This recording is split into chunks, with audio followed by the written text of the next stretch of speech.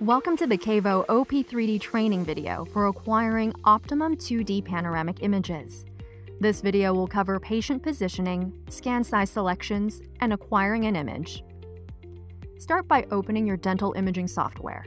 Select the patient for examination and select the device to establish a connection. The device graphical user interface opens on the workstation when the connection to the device has been established. Select the Panoramic tab. With the Panoramic imaging program selected, you can select the imaging modality.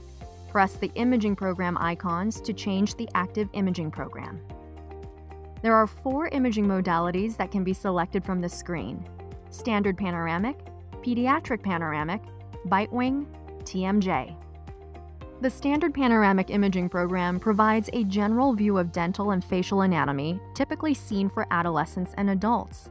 The Pediatric Panoramic imaging program is normally used for pediatric patients. It uses less radiation dose and a smaller imaging area than a standard panoramic image. Adult patients with an exceptionally narrow jaw can also be imaged with this program. In addition, the Bitewing program provides a view of the patient's premolar molar dentition, and the TMJ lateral program provides a lateral view of the patient's left and right temporomandibular joints. The dental chart displays the segments of the dentition to be acquired by the selected imaging program. You can also manually select which segments of the dentition are imaged. A sample image produced by the selected imaging program is displayed at the bottom of the window. The patient size indicates the currently selected patient size. Press the patient size selection icon to open a list of patient sizes: small, medium, and large. Select the patient size icon to activate it. Selecting a patient size per the patient adjusts the KV and MA to preset levels. Manually adjusting KV and MA according to the patient's size and skull anatomy is also an option and can be accomplished by selecting the minus and plus icons. Now that the patient size and protocol have been selected, the device status indicator message bar displays the device status with a color-coded indicator. A gray indicator means that the device is not ready and will be accompanied by a prompt indicating steps for resolution. A green indicator lets you know the device is ready for imaging. There are 2 chin rest configurations that can be used when acquiring a 2D panoramic image: Standard Panoramic and Pediatric Panoramic. Both require the bite block and chin rest, except for edentulous patients that require the use of the lip support and chin rest. Pre-configure the chin rest and place it into the system.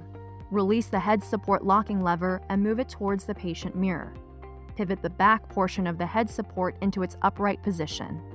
Place disposable covers on the bite support or lip support, patient chin rest, and head support.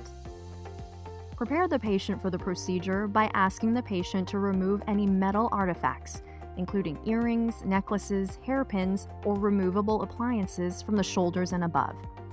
Properly place the protective lead apron over the patient in accordance with local regulations. Have the patient stand in front of the unit. Instruct the patient to stand as straight and tall as possible. With the patient standing outside of the unit, raise or lower as needed so the patient's chin is level with the chin rest. Have the patient step forward, asking them to grasp the patient handles and place their chin onto the chin rest and bite on the bite block so that both the upper and lower anterior teeth are in the bite block's grooves. Tell the patient to close their eyes so you can use the alignment lights to properly position them. Turn on the patient positioning lights by pressing the positioning light button on the control panel. Adjust the device's height and adjust the patient's head position using the patient positioning lights as guides. The patient's Frankfurt plane should be close to parallel with the Frankfurt horizontal light. For standard panoramic and pediatric panoramic alignment, the tilt light is approximately on the canine and the root tips of the lower and upper incisors. Compensate for mid-sagittal misalignments by manually moving the patient's head into the proper position. You can open the mirror and use it to assist in positioning the patient. Close the mirror before you start acquiring an image. Move the head support against the patient's forehead. Adjust the height of the head support if needed.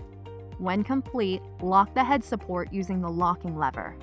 Adjust the temple supports using the adjustment knob. Reconfirm proper patient alignment using the positioning lights.